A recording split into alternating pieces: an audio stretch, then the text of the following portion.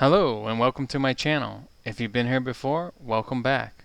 My name is Alfonso Peluso and I'm a Studio Associate Professor in the College of Architecture at IIT and Adjunct Faculty at Columbia College Chicago. I want to say a special shout out to all my students. I hope you're doing well.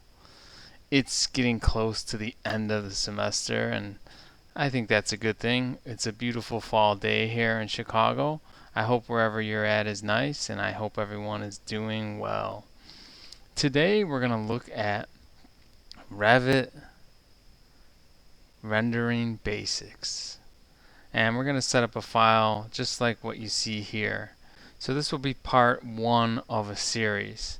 So we'll start with some basics today, and the next video we'll get into materials, and then another video on lighting. Alright, so we're going to start from scratch. So I'm just going to close these tabs, and we're going to open up a new file, and that's going to be a architectural template, and we'll click OK. And we're going to turn on our project base point by using the shortcut on the keyboard VG and going down to Site and expanding Site and turning on the project base point. Alright, so we're going to make a couple floors, some columns, and we'll bring in some furniture. Alright, so we're going to start out by making a floor, and that's going to be an architectural floor. And I'm going to snap to my project base point, but I'm going to tell Revit that I need to draw with a rectangle.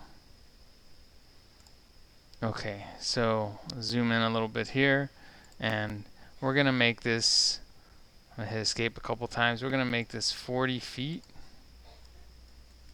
by 20 feet.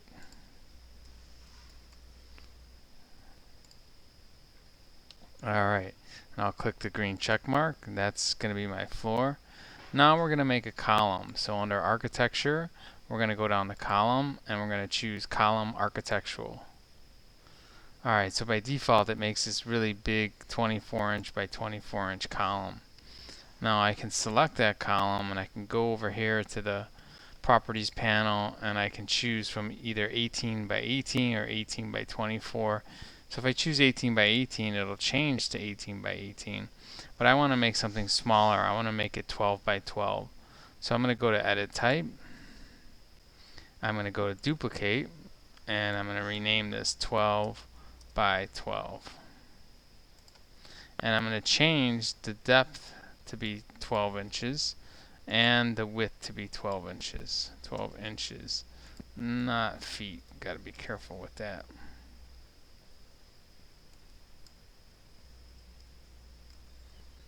Okay, and that changes the size of that column automatically. Alright, let's move this into place. I'm using the shortcut MV for move. MV for move. And I can also use the shortcut CO for copy.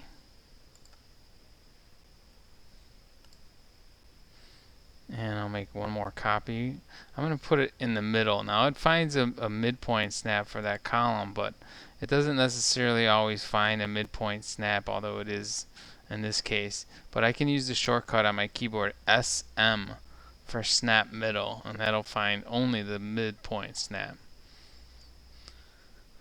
Alright, we'll take these columns and we'll make two more copies of them. I'm going to make one from that midpoint, SM, and then another from this endpoint and into that corner. Alright, so now I just need another floor. I'm not going to make a ceiling or a roof, I'm just going to make another floor. So I'm going to go to level 2, and I'm going to trace the floor that I have on level 1. Okay, same way that I did it before.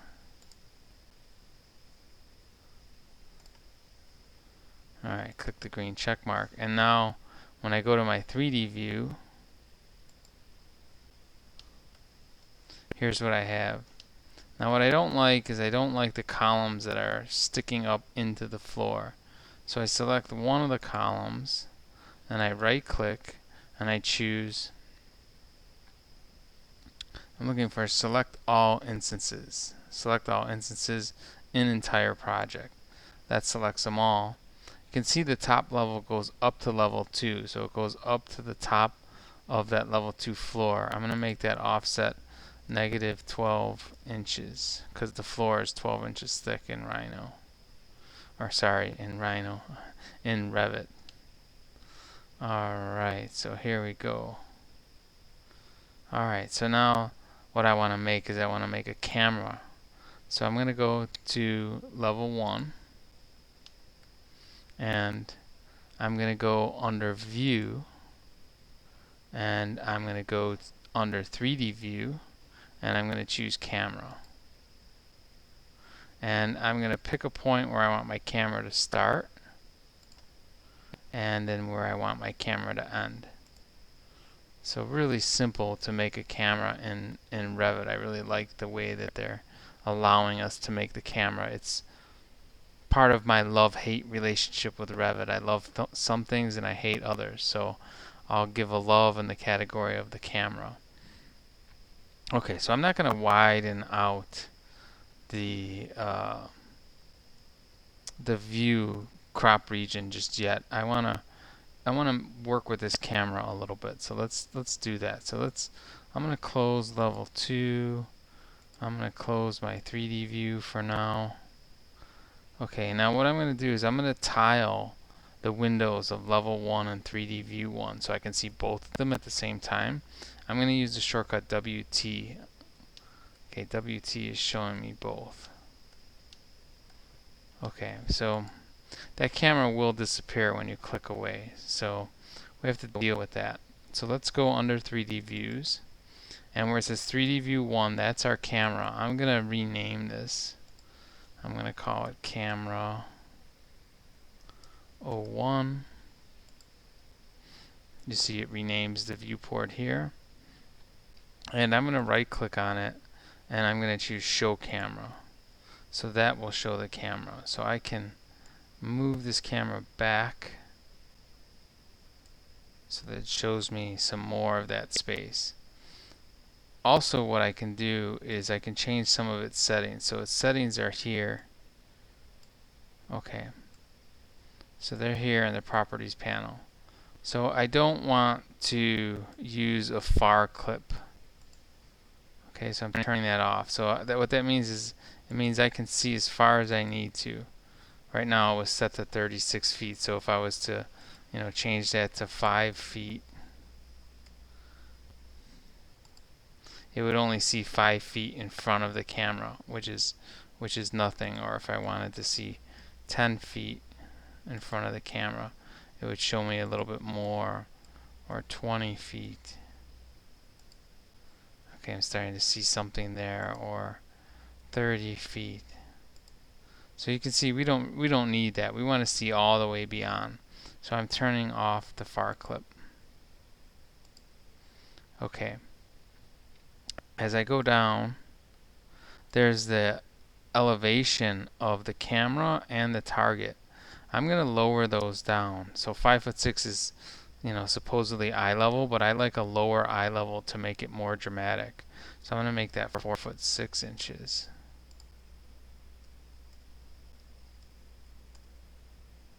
Okay, I'm going to apply that.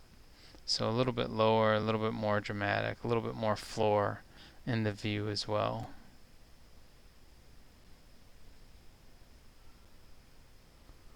Alright.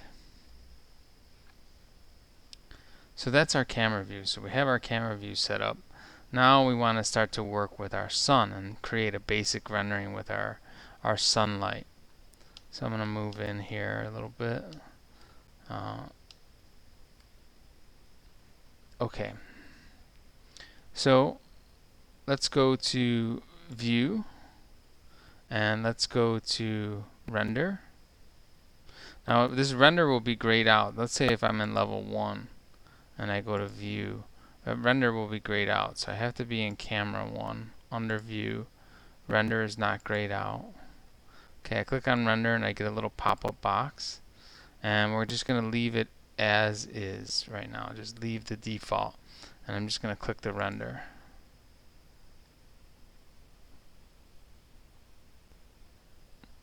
Okay, so that's pretty fast. Now I can tell it to close this dialog when rendering is complete, or I can leave it open if I want to see how long it rendered, and I can close it manually. Okay, so let's talk about the background for a second. Let's change the background to be a little bit brighter. Let's say no clouds, and we'll go ahead and render that. And we'll also talk about the position of the daylight. So here under lighting, it says sun setting in session lighting. I can click on the three dots. Okay, so it's the azimuth is 135 and the altitude is 35, and that's relative to the view. So let's talk a little bit about that. If I use 0 for my azimuth, it's going to come directly in from the front, we'll call it, or the south maybe, but that's going to be 0. It's going to come directly in, and you see the background changes based on the sun's position. So it is a interactive background. Okay, so if that's 0, 90 will come directly in from the right. Let's just test that out.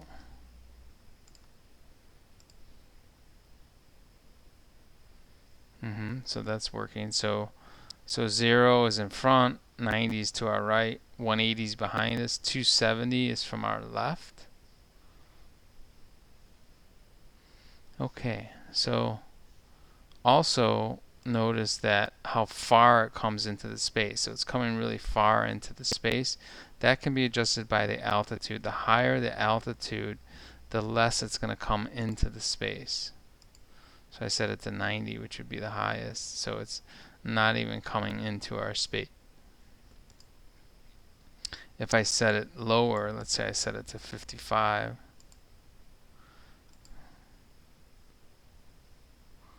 it doesn't come into the space very far at all. Okay, so that's our daylight. Let's talk a little bit about our background. So we saw that we could change it to no clouds. We could also change it to a color if I want to make that just a specific blue color. Now what I like about that is it gets rid of the ground plane. I mean, the horizon could be good for a few things, but at the moment I'd like this background to just be plain. So I can click render, and that gives me just a plain background. Okay, let's look at bringing in a piece of furniture. So with Revit, we're working with families. And if I was to go to architecture, click on the down arrow for component, and choose place a component, there are some preloaded components that are in the file. I can also load in components. So what I mean by that is I can pick one of these that are here. This is I mean, just for an example, this is a desk. So you see that desk will go into the scene. So that's already preloaded in the file. I'm going to delete that. I can also load in a Revit family. So I can go to place a component. I can go to load family. And some files will have already come with Revit. So you'll get a folder that pops up where those Revit families are, and you can choose from those. So that's another way that you can do it. A third way is you could browse the web. So let's go over to the web, and you can go to a place called, one place is Revit City. So Revit City is not as nice as the SketchUp warehouse or the 3D warehouse, but it's still pretty good. Revit City has a lot of different families, or you could search Revit family or if it's a specific piece of furniture that you're looking for, like a Barcelona chair, you could search Barcelona chair Revit family. Here I'm gonna go ahead and search in Revit City. Now I will say you do have to create a free account for Revit City, so it's not a big deal. It's a free account. They're not looking for a credit card or anything like that. I'm gonna search Corbeau Chase Lounge. So Corbeau Chase Lounge. Let's see if that actually searches for me.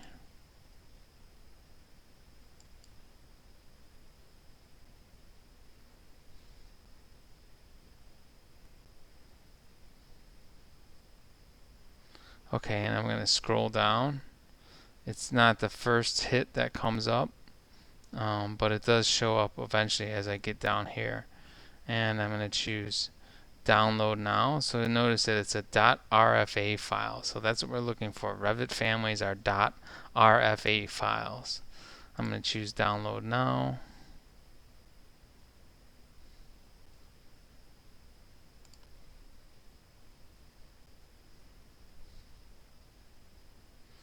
Okay, I'm going to download that. So you see it's an Autodesk Revit family .rfa.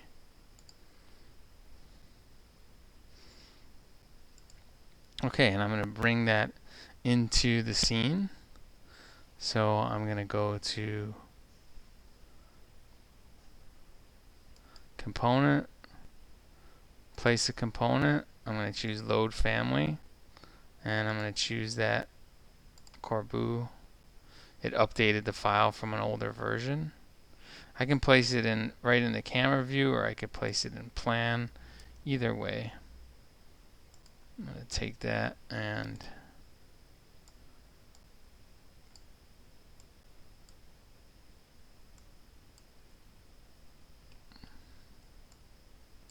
I'm going to rotate it.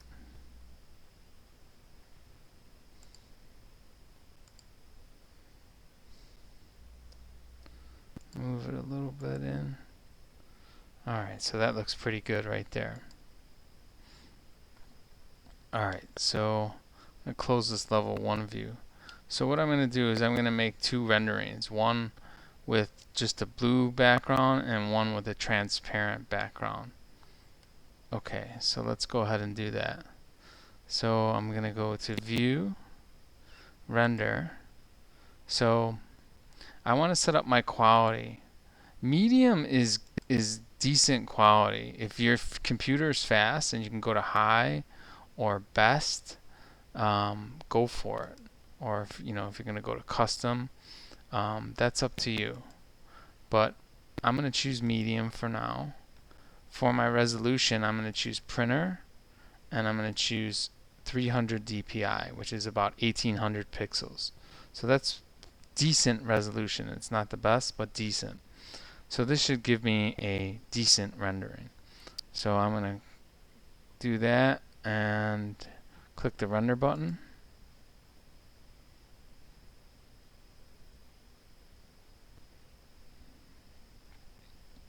Okay, the other thing that I'm going to do is I'm going to position my daylight so that it lights up the side of the chair.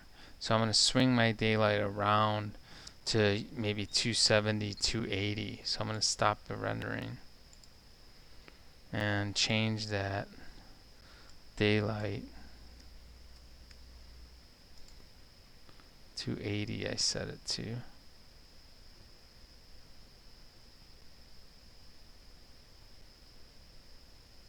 And I'm going to have it come further into the space. So this is a good practice with the daylight. I'm going to lower this daylight down to 35.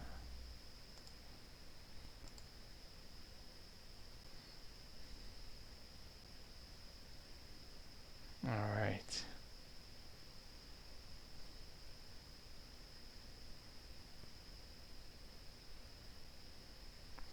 So I'm going to render 2 out. One I'm going to save as a JPEG with the blue background, and one I'm going to set up as transparent.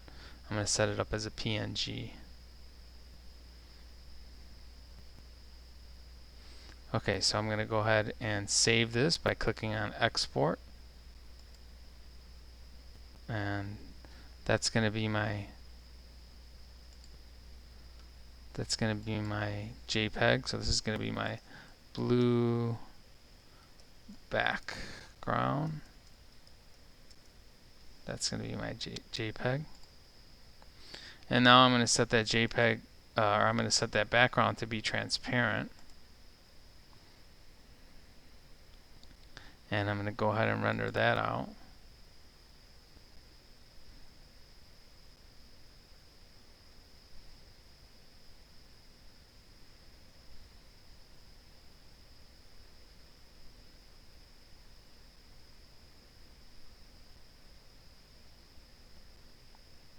So I'm looking forward to having some fun with the Revit rendering, diving into it a little deeper than I usually do.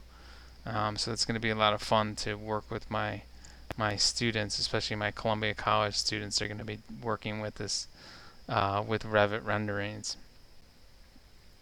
Alright, so I'll go ahead and save that. I'll click on export, and I'm going to call this one transparent. Transparent background. And I'm going to make sure that that's a PNG file. Okay, so I have both of those files. I'll go ahead and save this file. Okay, so I'm going to go over to Photoshop, and I'm going to open up both of those files. I'll open up background, and I'll open up transparent.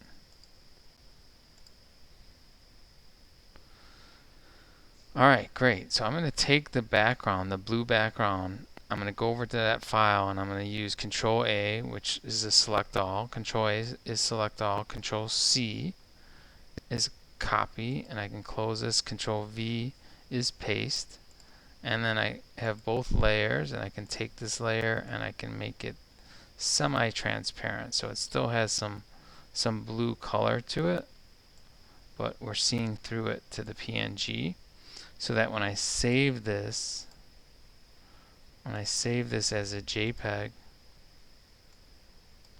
let's call this composition,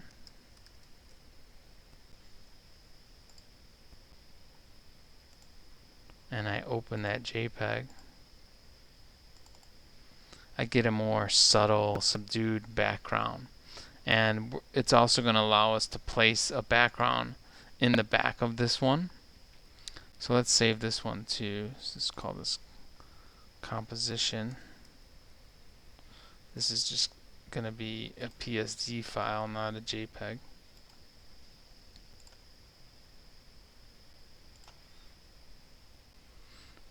Alright, fantastic. So that's part one of our rendering series with Revit. Oh, there's Rita. Rita decided to make an appearance. A squirrel must be outside. And my dog Rita is looking for that squirrel. She loves attacking the squirrels. Alright, if you haven't subscribed to my YouTube channel, please go ahead and search me up on YouTube, or at the end of this video my head's going to pop up and you can click on that. Click on the subscribe, click on the bell to receive all the notifications. Also, if you haven't connected with me on Instagram, go ahead and search me up on Instagram at my first name Alfonso _ my last name Peluso. See what me and my students are up to. Alright, so if you enjoyed this video, give me a thumbs up, and if you give me a thumbs up, give me a comment. Let me know why you liked the video. Also, my head's going to pop up in the upper left. Go ahead and click on that to subscribe to my channel. And I'm going to put some links to some other videos in the upper right and the lower right. Alright, I will see you on the next one.